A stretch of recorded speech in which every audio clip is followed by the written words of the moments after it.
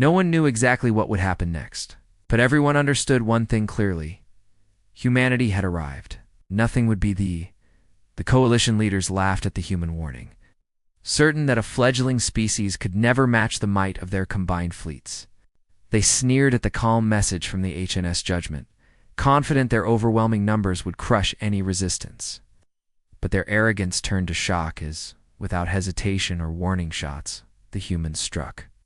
The war began and ended in less than 23 minutes, an event that would be remembered across the galaxy for centuries. The humans unleashed weapons unlike anything the alien races had ever seen. Kinetic rods, long and sleek, raced through space at impossible speeds, their gravity fields bending and warping around enemy vessels to tear apart their hulls without traditional explosions. These rods didn't just strike with force. They rewrote the very forces holding ships together, breaking atomic bonds and rendering the enemy's technology useless almost instantly. Meanwhile, swarms of AI-controlled drones, tiny and nearly invisible, streamed from the human ships like a living cloud.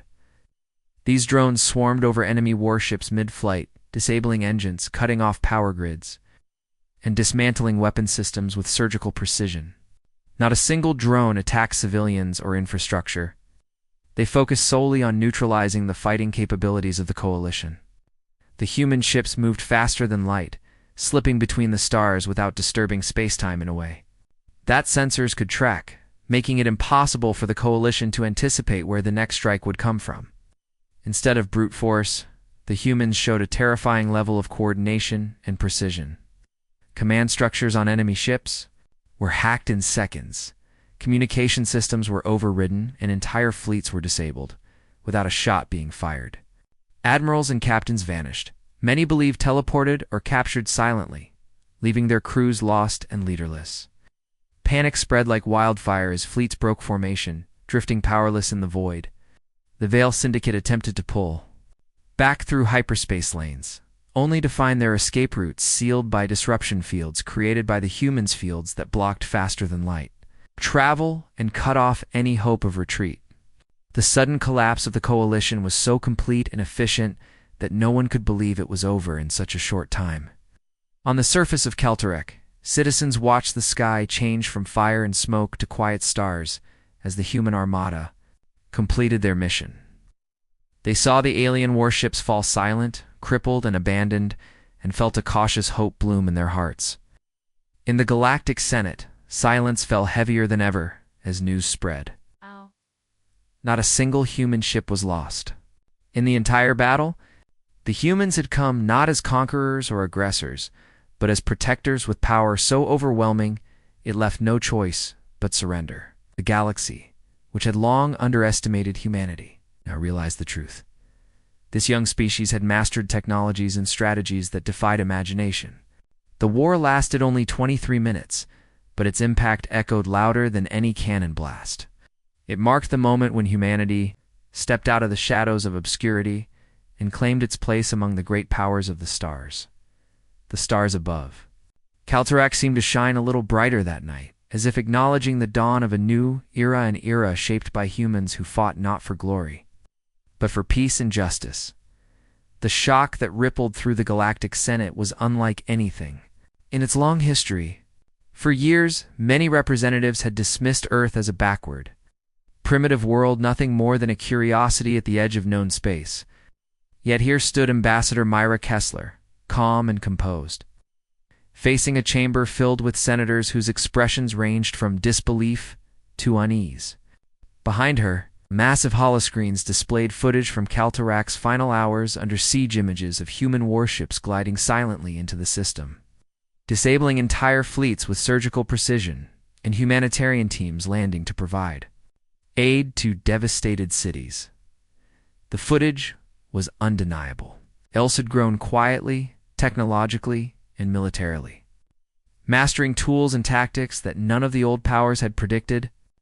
Kessler spoke clearly, outlining what she called humanity's intervention doctrine, a policy born from Earth's own history of hard lessons. She made it plain that humanity did not come seeking conquest or power, nor did it demand tribute or subjugation. Instead, the doctrine was simple and firm. Cruelty in the guise of strength would no longer be tolerated. Those who threatened peace and innocent lives would face consequences swift and decisive. The Galactic Senate listened, some with skeptical eyes, others with grudging respect, but all aware that the balance of power had shifted irreversibly. Kessler then shifted to Caltech itself, offering the battered system not just protection but active assistance. Human engineers and doctors were already on the ground, working to rebuild infrastructure, restore communications, and heal the wounds left by the siege. This was not charity, she explained, but a promise that peace must be more than a pause. Between wars, the aid came with conditions, not demands, but clear expectations of cooperation and transparency to ensure Caltech could never again become a battlefield. Perhaps most surprising was the fate of the attackers. Their leaders, once feared and untouchable, were now subjects of an interstellar trial overseen by an AI judiciary system developed by humans. This system was designed to be transparent, incorruptible, and immune to the political influence that had long plagued galactic courts. The trials were broadcast across multiple star systems, exposing war crimes and acts of cruelty in detail. The process was not swift, but it was thorough, signaling a new era where justice could no longer be bought or ignored. Whispers filled the Senate chamber after Kessler finished speaking. One senator, an elder from the Ander Dominion, leaned to a colleague and murmured, "We thought they were primitives." The reply was almost bitter in its honesty. "They still act like they are accept when it matters." This exchange captured the uneasy truth many now felt. Humanity had shown moments of unpredictability, even recklessness. But when stakes were high, they revealed a strategic mind and moral code that few had expected. The galaxy's old powers were forced to reconsider their place and approach, knowing that Earth was no longer a distant backwater, but a key player that could not be ignored or dismissed. As the session ended and senators departed with heavy thoughts, Ambassador Kessler stood quietly, aware that her work was only beginning. The doctrine she had presented was a promise to the galaxy and a challenge. The question now was how the other powers would respond, and whether peace forged by human strength would hold. Outside the chamber, the rebuilt halls of Caltech began to fill again with life, as survivors and newcomers alike dared to dream of a future no longer shadowed by fear. Yet, beneath that hope, a new tension simmered, because the galaxy had seen what humanity could do, and no one was certain if this new order would bring lasting peace or a different kind of struggle. The Reckoning Council was not just a trial of leaders. It was a test of the galaxy's will to change, and the place humanity would take in this vast, uncertain cosmos. After the storm of war swept through Caltech and ended so swiftly, the galaxy found itself forever changed, but not in the ways anyone expected. Human fleets, massive and powerful, did not linger. They did not occupy systems or claim territory as conquerors once did. Instead, they vanished almost as quickly as they had appeared, leaving behind only quiet order, repaired cities, and restored hope.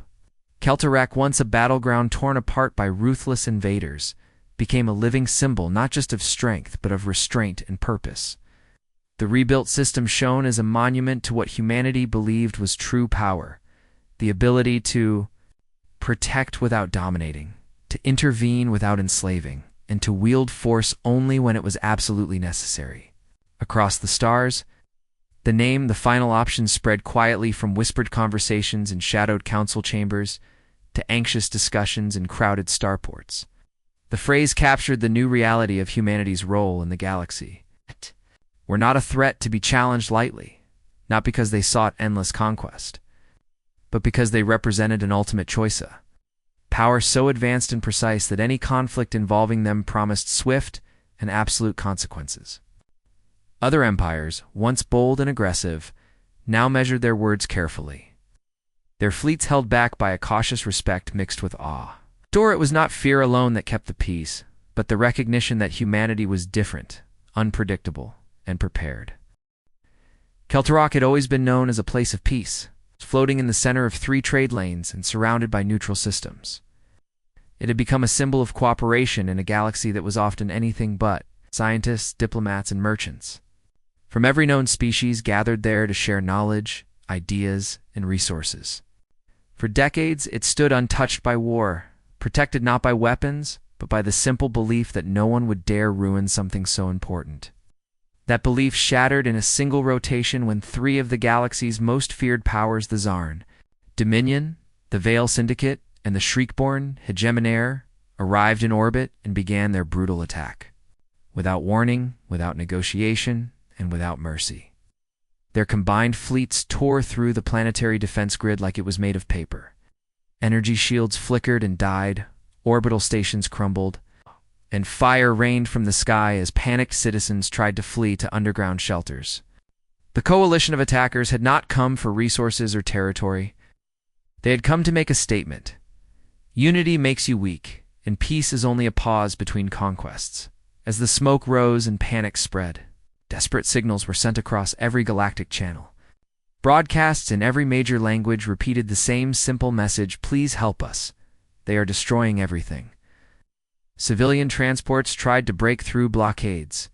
A few brave patrol vessels attempted to defend the skies, only to be cut down in moments. The galactic community watched, but no one moved. The Galactic Senate, once created to ensure balance and protect the innocent, held emergency meetings where words were shared, but no action was taken. Many members whispered that to intervene would risk war with the coalition. Others simply said Calterac had no official military treaties, and so nothing could be done without breaching protocol. The room was filled with excuses and silence, not solutions. Every second wasted cost lives. The attackers, confident in their power, even broadcast their own mocking messages. One Zarn admiral appeared on an open channel and laughed. Where are the humans now? Their bark is worse than their binary. All noise, no presence. The words were cruel, but they reflected a belief shared by many that humanity still knew. To the stars, talked big, but lacked the strength or courage to stand when it mattered. And still, Earth said nothing. No fleets moved. No declarations came. The media speculated endlessly. Some said humanity had finally realized it couldn't police the galaxy. Others guessed Earth was too afraid of making enemies. Still others believed the humans were simply unwilling to act without being directly attacked. Meanwhile, Calterac burned. At the capital city on the planet's surface, an architectural wonder known as Telvarn was reduced to glowing rubble. The great floating libraries were destroyed, their archives of shared knowledge gone forever. Scientists who had spent lifetimes on peaceful research were forced to take up arms they barely understood. Families crowded into bunkers, waiting for the end. Every moment stretched longer than the last. Then, during yet another Senate session, more meeting where nothing was expected to change, one woman stood. She was human, calm, and unarmed. Her name was Ambassador Mira Kessler, Earth's representative in the Galactic Senate. Unlike others in the chamber, she did not shout, she did not plead, and she did not raise her voice for attention. She simply rose from her seat as the Shriek-born delegate laughed about the fragility of peace. And when the room went quiet, she spoke just 2 words. The room froze.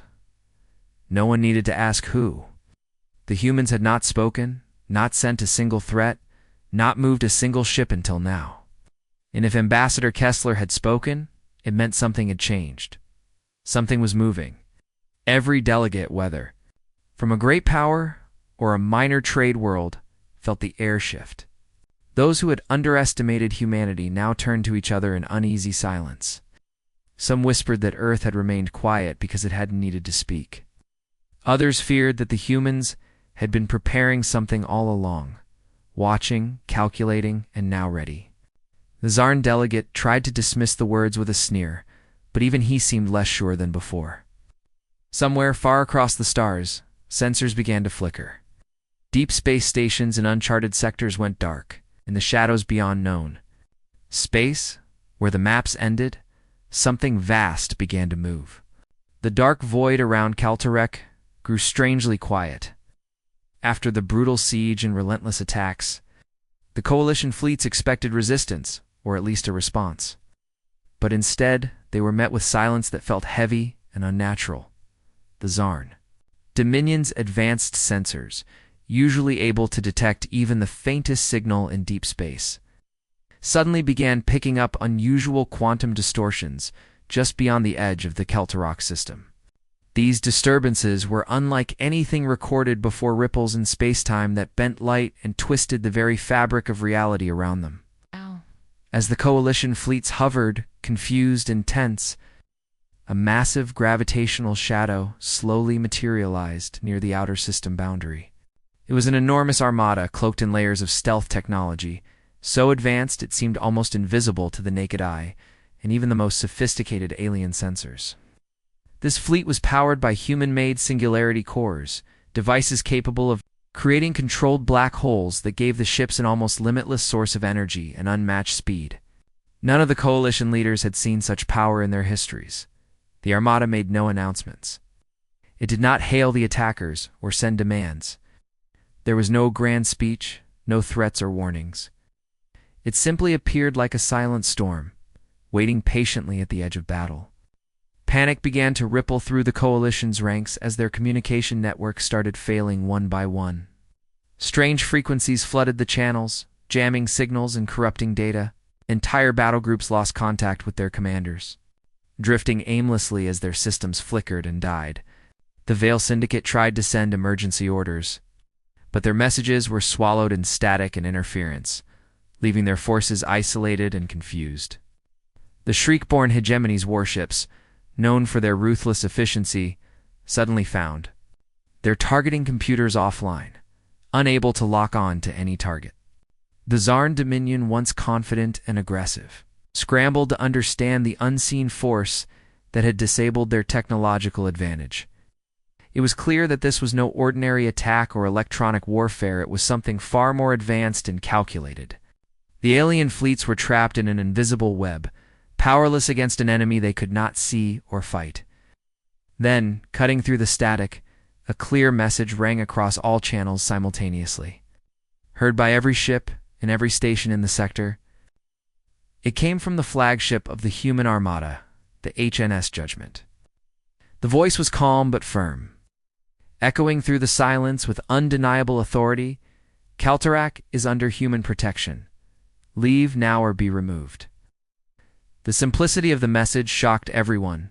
There was no negotiation, no chance to argue or bargain. The humans were not here to debate or explain. It made their position clear and final. For a moment, the Coalition leaders hesitated, unsure if this was a bluff or some kind of psychological warfare. But the sudden loss of their systems, the strange energy fields around the human ships, and the complete silence that had fallen on their fleets told a different story.